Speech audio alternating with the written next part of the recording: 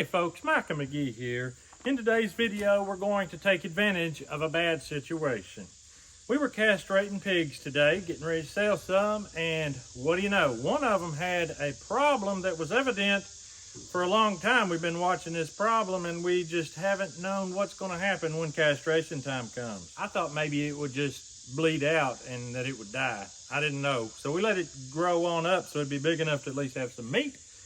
Come castration day, it was a bad hernia. So obviously when we castrated, his guts just started running out. Not a good thing. There's two options. You try to save it, or you just go ahead and take it, put it out of its misery. That's what we decided to do, because we're not involved in making things miserable, especially things that have a lot of good meat. So he's hanging in the cooler. But what are we doing here? Well, you might guess. YouTube is aggravating because I have to put the title about what this is about. So you already know about what it's about. I like surprises, but I can hardly give you these kind of surprises. You already know what this is about. This is mountain oysters. We've got them here. Now this right here is not a mountain oyster. This is a heart. The heart's going to be involved in this as well.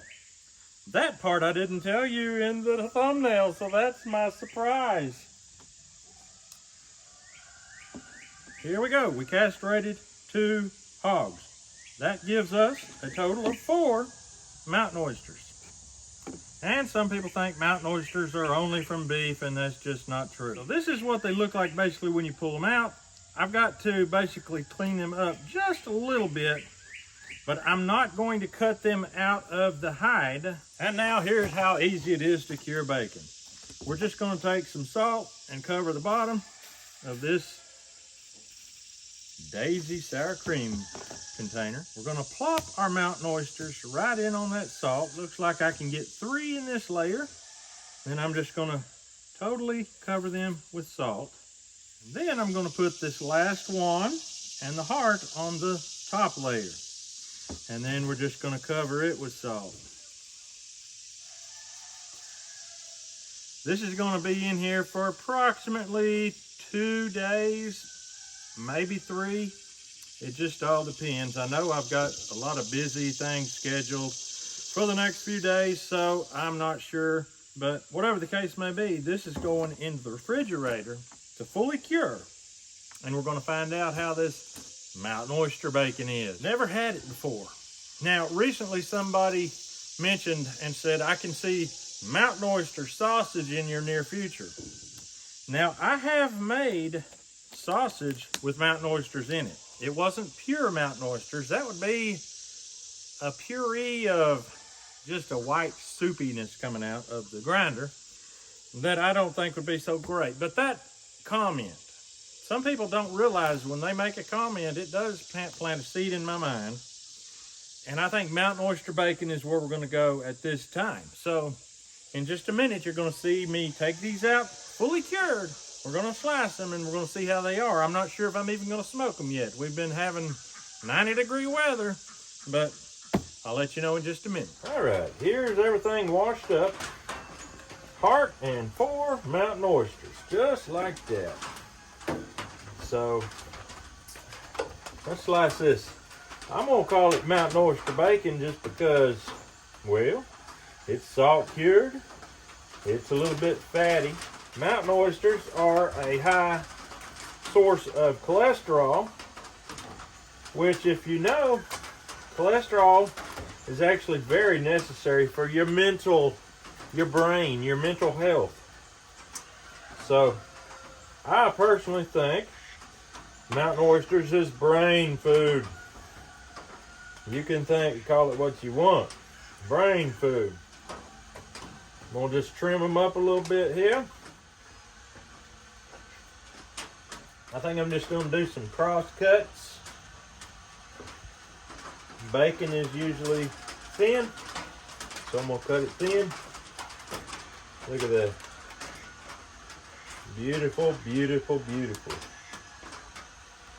When these fry up, I expect they're going to look like a mushroom. They're going to roll up like that. That's the way they are if you do it like this and don't cure it in salt.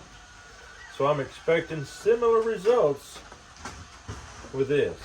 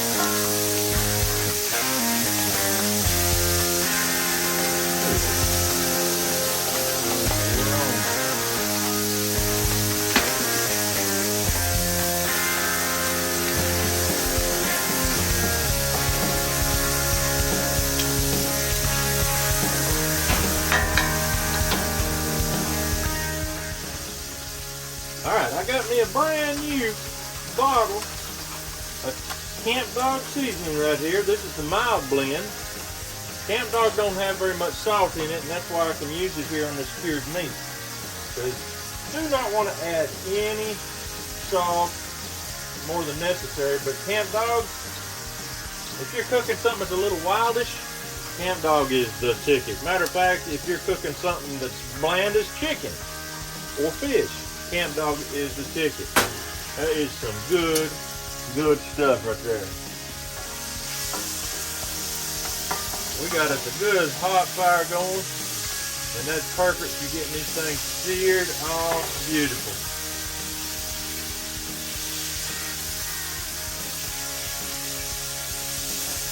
It won't be long, we'll be munching on these bad boys. We didn't smoke them. We decided not to smoke them. We're just going to eat the cured meat. You know, back in the day, not everybody smoked their meat. I talked to an old timer who came through the Depression, and then beyond that, all his growing up years, they only salted. They never smoked. I don't know why. It's just the way they done it out in East Tennessee, out in Loudoun County. Time to get them off.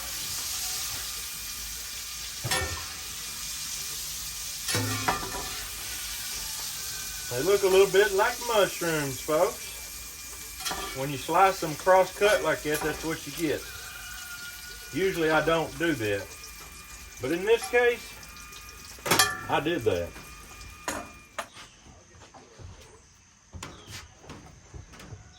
I'm going to give you a little private taste test before the boys get out here, before Frank comes out here.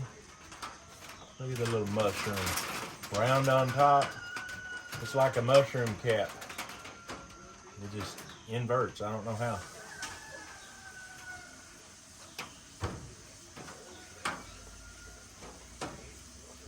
I'm glad I got them out today, because they are salty. They are salty. But when you talk about good, they are good. Piece of deer heart. Deer heart is a little denser. Not near as soft, but flavor spot on, salt spot on, Camp Dog spot on. Let's see what the boys think about it. Well, son, ain't you looking forward to eating some of this? No. No? Why not? I don't like it. You don't like it? No. I thought you loved all kinds of goodies. Yeah, I think I love that.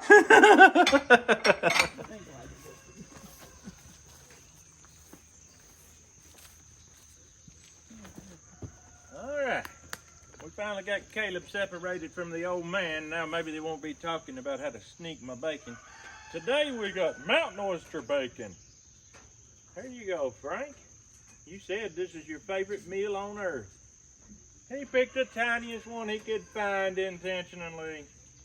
I can't believe it. Folks, I hate to whoop an old man on camera. This is actually just mushrooms, see? Mm-hmm. Just mushrooms. Pretty good. You can taste the salt. Yeah, it's a little bit salty. It's a little bit too salty. But it's still good. Still good. The thing about it is, you can always soak it in water and get that salt out.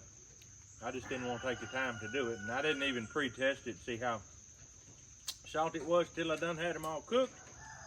But, anybody want to try heart? If we do, just break that up and give some to people, because we ain't going to have none for breakfast if we do that. Pull that side off. Cured Mangalitsa heart bacon.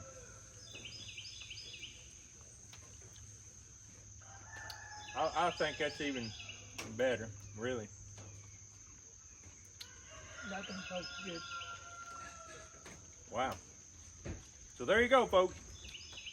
Mountain oyster bacon is a thing. And even old Frank has to admit it's good, even though he said he didn't want to try it. Yeah, but I didn't, you know. He said it's all in his head. He said it makes him sick to think about it. And I said, you know what that means? Sick in the head. I hope y'all, none of y'all are sick in the head watching this video. But anyway, that's all we got for you today. We hope you have a great day. We'll see you on the next video. Got anything you want to say off camera? Nope.